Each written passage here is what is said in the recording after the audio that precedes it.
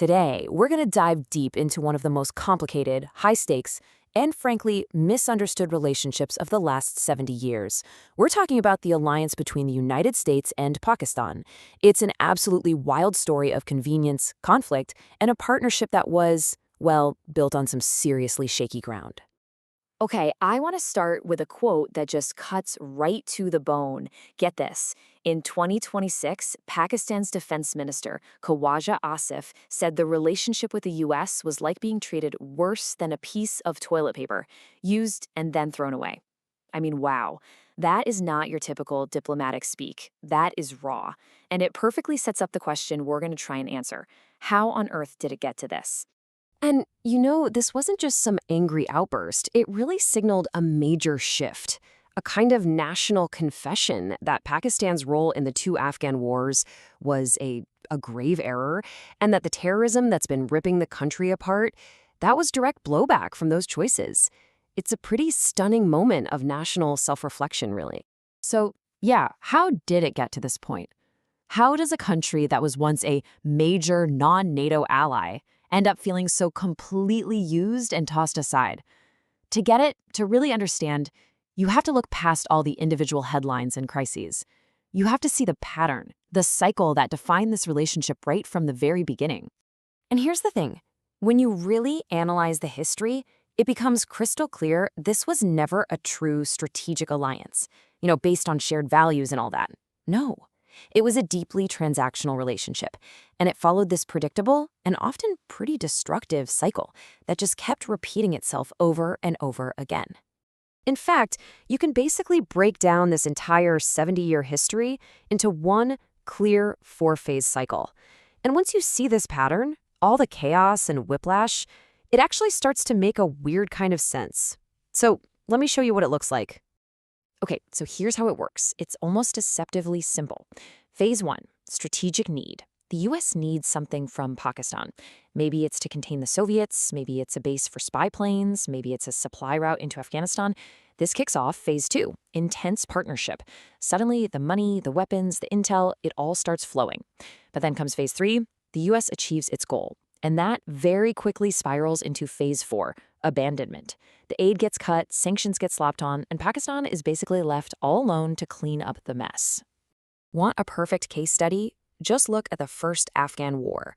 When the Soviets rolled into Afghanistan in 1979, Pakistan's value to the U.S. shot through the roof overnight. It became the frontline state for the CIA's massive multi-billion-dollar operation to arm the Mujahideen. I mean, that is Phase 1 and 2 in its most classic form. And then, right on cue, comes Phase 4, abandonment. The second the Soviets were out in 1989, the U.S. mission was complete. And just months later, Washington hits Pakistan with something called the Pressler Amendment, cutting off all aid. The official excuse? Pakistan's nuclear program. The very same nuclear program the U.S. had conveniently ignored for a solid decade while it needed Pakistan's help to fight the Soviets. The turn was just that fast. But look, this cycle wasn't just about diplomatic whiplash. This partnership came at a terrifyingly high cost for Pakistan, especially after 9/11, when it signed up for the U.S.-led war on terror. The consequences weren't just political, they were written in blood and economic ruin. So Pakistan became the main logistical hub, the highway for all NATO forces in Afghanistan. But what it got in return for that cooperation was a decade of pure chaos.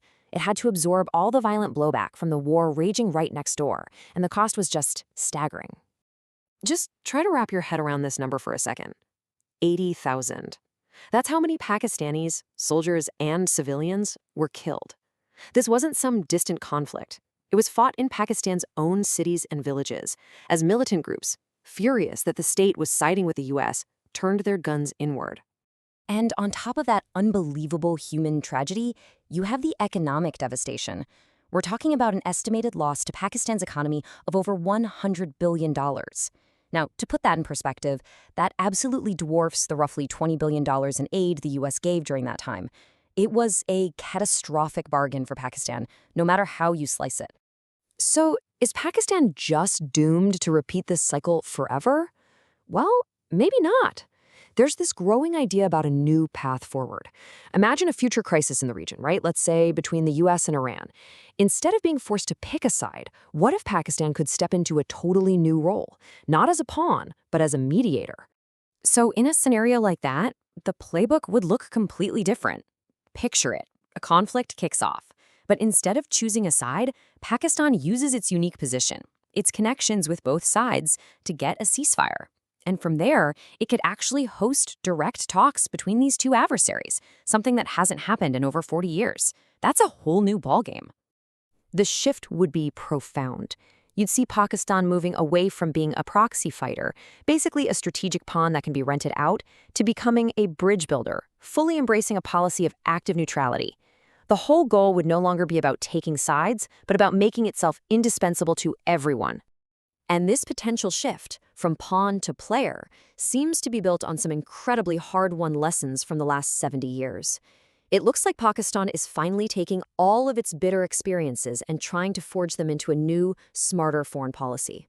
So what are these hard truths? Well, there are 5 big ones. First, the US is a transactional partner, not a friend. Second, aligning too closely with the US can come at a devastating cost. Third, Washington will always prioritize India. Fourth, putting all your eggs in one superpower's basket is a recipe for disaster. And finally, number 5, your geography is your greatest asset if you use it to build bridges, not rent it out as a military base. And this really brings us to the absolute heart of the new strategy. The ultimate lesson seems to be this: real national strength doesn't come from military alliances.